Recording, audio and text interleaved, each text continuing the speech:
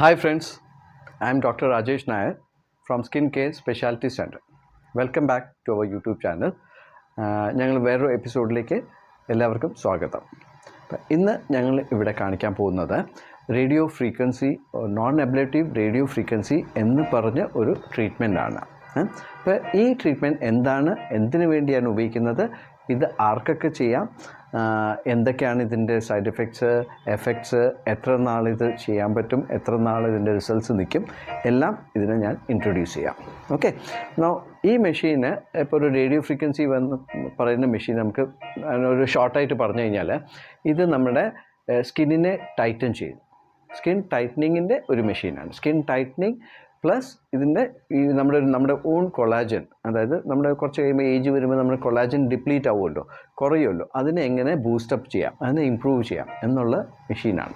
Okay, അപ്പോൾ ഇതൊരു non surgical treatment ആണ്.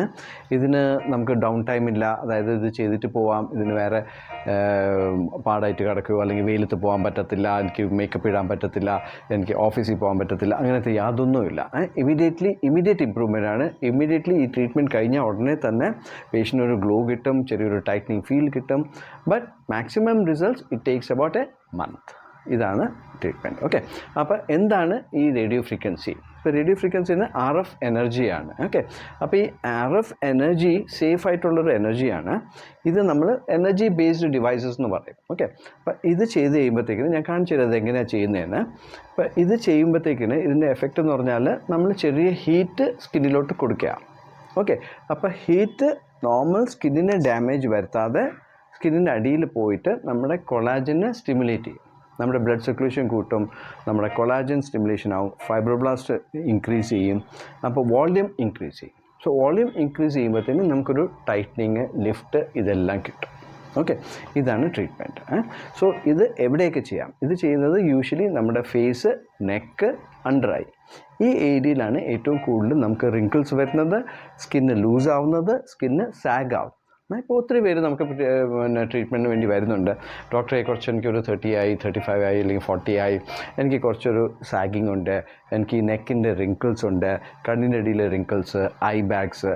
അപ്പോൾ ഇതൊക്കെ സർജറി ഇല്ലാതെ, ഒരു ഇഞ്ചക്ഷൻ ഇല്ലാതെ, ഡൗൺ ടൈം ഇല്ലാതെ, അതായത് പാടില്ലാതെ എനിക്ക് എങ്ങനെ എത്രയും പെട്ടെന്ന് മാറ്റാൻ പറ്റും, അതിൻ്റെ ഒരു മെഷീനാണ് ഇത്.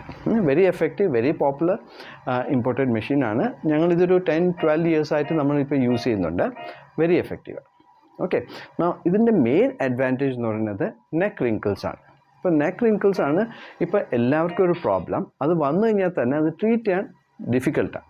കാരണം ഇപ്പോൾ നെക്കിൽ നമ്മൾ നോക്കിക്കഴിഞ്ഞാൽ ഈ സെൻറ്റർ പോർഷൻസിൽ ട്രക്കിയ, നമ്മുടെ തൈറോയ്ഡ് ഗ്ലാൻഡ്സ്, ഇതൊക്കെ ഉണ്ട്. അപ്പോൾ ഇവിടെ നമുക്ക് സെൻറ്റർ പോർഷൻസിൽ നമുക്കൊന്നും ചെയ്യാൻ പറ്റില്ല. അപ്പോൾ നമുക്കൊന്ന് ഇങ്ങനെ ലിഫ്റ്റേ ചെയ്യാൻ പറ്റുള്ളൂ. നമുക്ക് ഇവിടെ ഒന്നും സർജറി ആയിട്ടോ അല്ലെങ്കിൽ വേറെ ഇഞ്ചക്ഷൻസ് ആയിട്ടോ ഒന്നും ചെയ്യാൻ പറ്റത്തില്ല.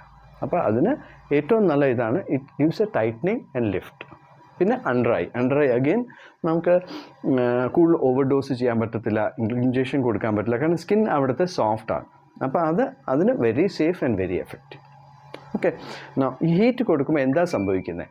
കൊളാജൻ ഇൻക്രീസ് ചെയ്യും, പക്ഷേ പേഷ്യൻറ്റിന് എന്തോ ഫീൽ ചെയ്യുന്നു, പേഷ്യൻറ്റിന് ഒരു ഹീറ്റ് മാത്രം ഡെവലപ്പ് ആവും.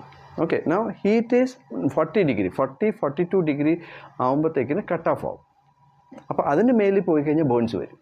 പക്ഷേ ഈ മെഷീൻ ഒരിതുണ്ട്, അത് ആ 42 ഡിഗ്രി നമുക്ക് സ്കിന്നിൽ മെയിൻറ്റെയിൻ ചെയ്യണം. ആ ഹീറ്റ് മെയിൻറ്റെയിൻ ചെയ്യുമ്പോഴേ നമുക്ക് ഇതിൻ്റെ റിസൾട്ട് കിട്ടത്തുള്ളൂ.